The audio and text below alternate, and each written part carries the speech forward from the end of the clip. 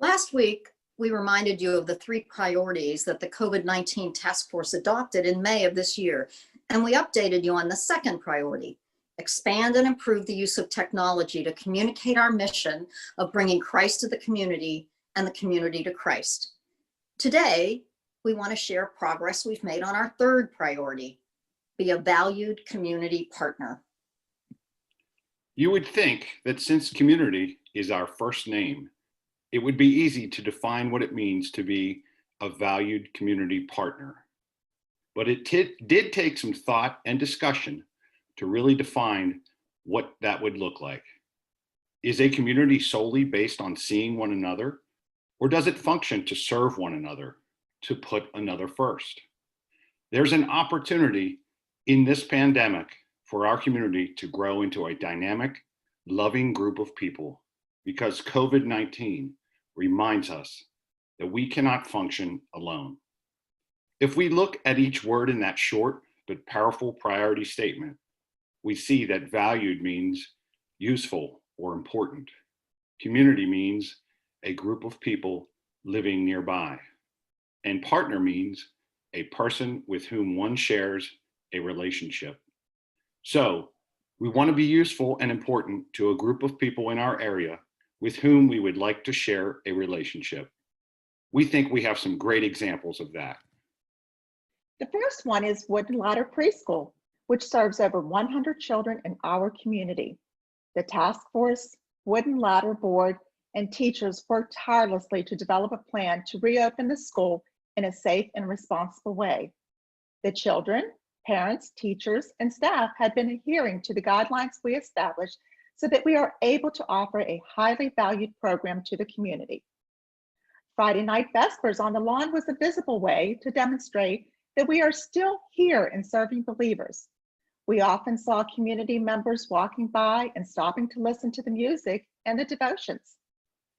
Our racial justice team, that includes both church and community members, has been actively working to raise awareness of systemic racism.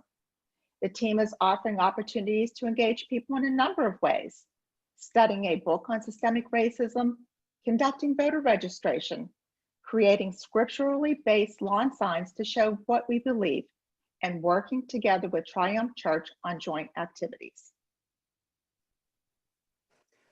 And while the pandemic has impacted our ability to hold outreach events, it hasn't stopped us from supporting our nonprofit partners.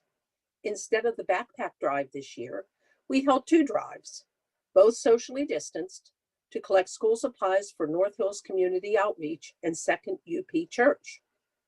For this year's coat drive, a bin was located outside for donations of new coats, scarves, and gloves for children, and people were so generous.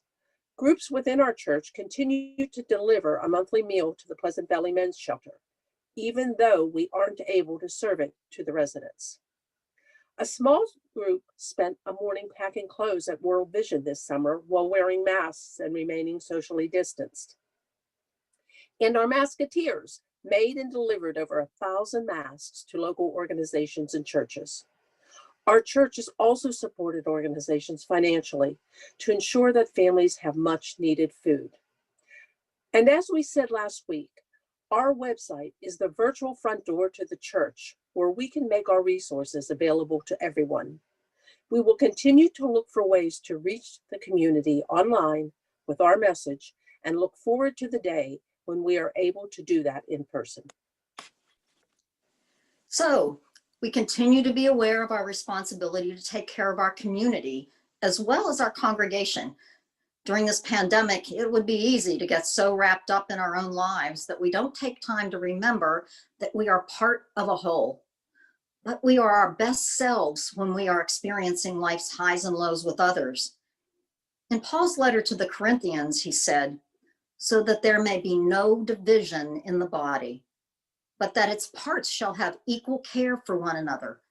If one part suffers, every part suffers together. If one part is honored, every part rejoices with it. Now you are the body of Christ, and each one of you is part of it."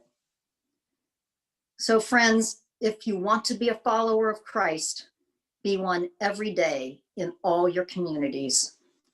That's where faith, hope, and love happen.